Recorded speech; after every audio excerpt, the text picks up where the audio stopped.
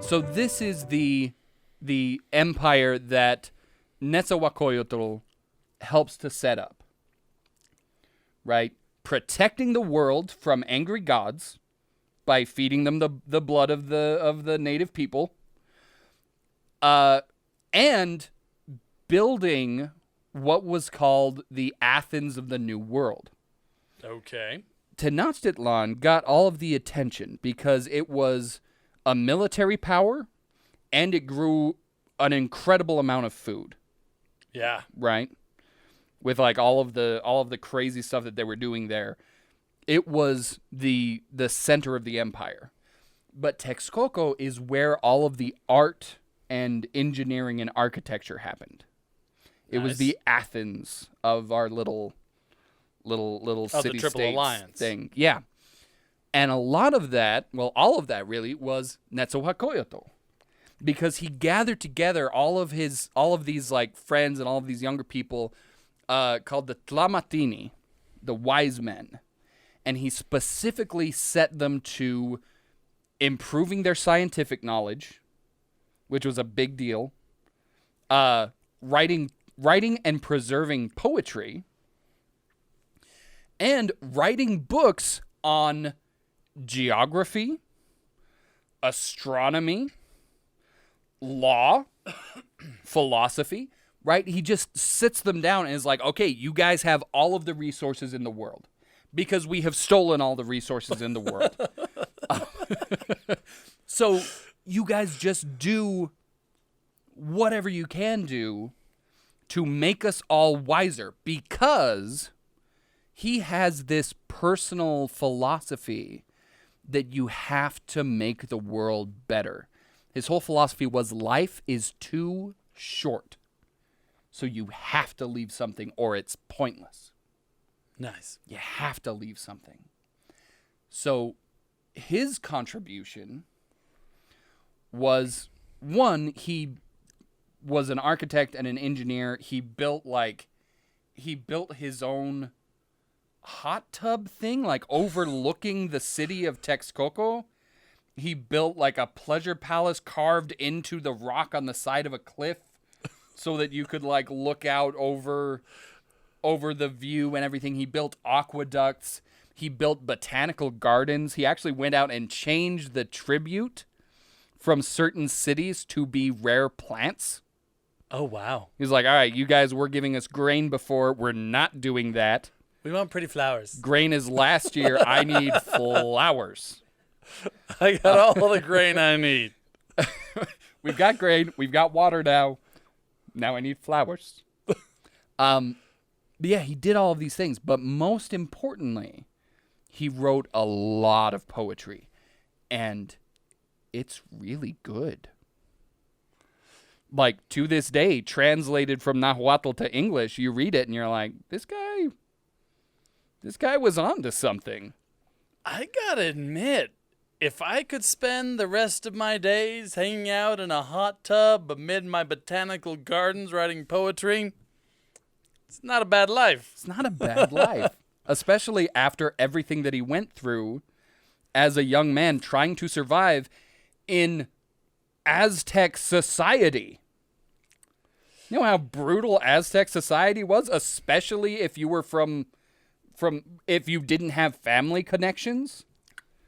Like, you had to fight your way up from the bottom, which means there is a very good chance that he was just the butt kicker supreme to have actually survived that long and worked his way up to general so that he could then spend the last years of his life writing some poetry. In his garden hot tub writing poetry, yeah. Yeah. So he sets up all of this stuff. He sets up new laws and stuff. One of the things that gets said is that there is no crime. There are no criminals in Texcoco. Okay. Because they're all dead. Oh, no. Every single one of them. We pulled out their guts, filled the body cavity with ashes, and then burned them alive.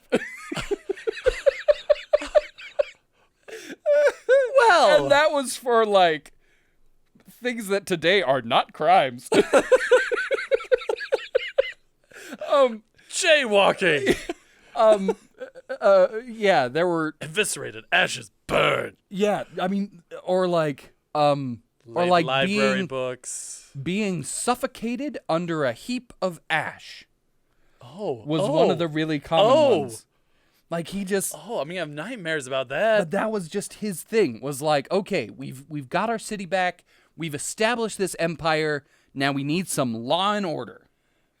So, beheadings, hangings, smothering with ashes, and smothering with ashes, but first we pull their guts out. Well, so inventive. So he was not like a great guy. Yeah. But after he dies, his son takes over. And his son is still emperor when the Spanish or is not emperor, sorry. Emperor is different. His son is still king of Texcoco when the Spanish invade. Oh, really? Yeah, that's I how thought there was more space there. the golden age of the Aztec Empire, like the Triple Alliance, only lasted like 92, 93 years. And mostly during this guy's reign, yeah? Mostly during this guy's reign. Wow. Yeah. So yeah, it was not... I mean, the Aztecs came down and were around for a couple hundred years, but the Triple Alliance only lasted for a very short time. So much so that the locals, the native people around there, still considered them barbarian invaders. So when the Spanish showed up and were like, "We're here to kill them and steal their stuff," the locals were like, "Oh, thank goodness! Woo! Good. Thank Finally." Finally, someone has come to get rid of the death cult. All right. Well, Okay, so he wrote poetry. he's a poet. He wrote a lot of poetry. Yeah. Killed a lot of people, wrote a lot of poetry. Killed a lot of people, wrote a lot of poetry. He also...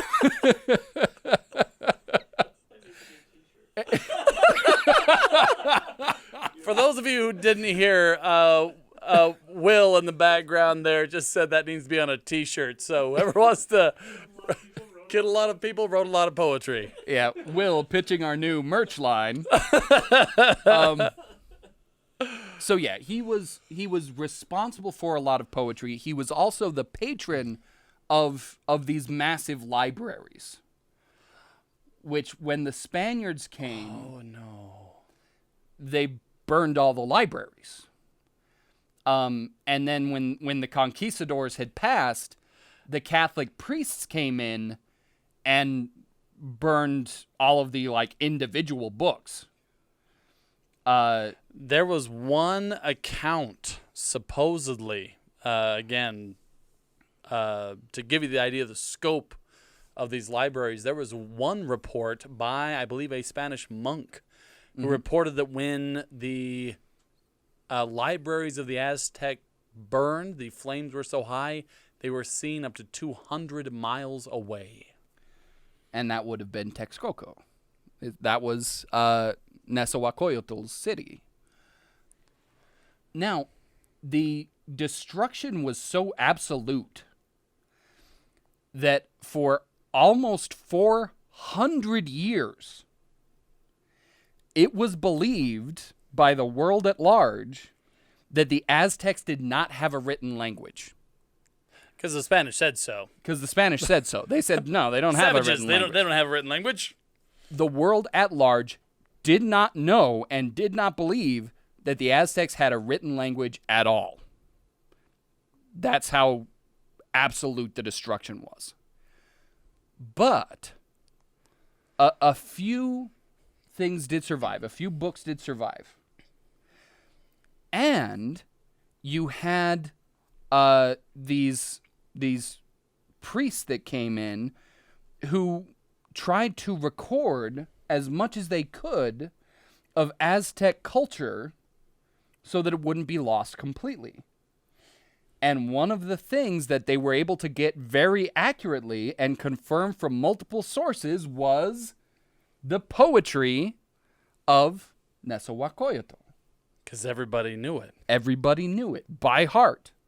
Nice. So they were able to That's quite take a his legacy. poems, write them all down. Then, in the 1880s, when they started trying to reconstruct the Aztec alphabet, that was one of their primary sources, was we know this much about the Nahuatl language from the poems recorded at that time, and we're able to then start piecing together how the alphabet worked based on the surviving books, the poems, and pieces of writing that had been overlooked because they looked like decoration. Wow. Now, we're heading towards the end of time. We've only done one writer each. I still have at least one more. Yeah. Crazy writers. 2. But do you have an example of the poetry? Tell me you came Yes, prepared. I came All prepared. right, give us one, and then I got to hop in on mine. Okay. There were a lot of people that claimed that Nezahualcóyotl was clairvoyant, that he could see the future. Why not, with all his other stuff? And this poem would tend to indicate that that might be true. All right. He says, my flowers will not come to an end. My songs will not come to an end. I, the singer, raise them up. They are scattered, they are bestowed.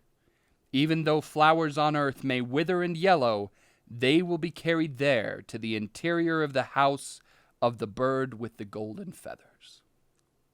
Ooh. Huh? That is kind of fun. So, All right. I'll have to look up more of that poetry. It's incredibly good. Even, there's a translation barrier there, obviously, but it's actually really good stuff. Very Okay. touching. Killed a lot of people, wrote a lot of poetry. Killed a lot of people, wrote a lot of poetry. All right.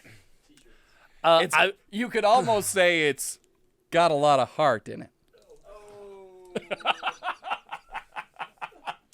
I would like to apologize to everyone watching the stream tonight for what we just heard.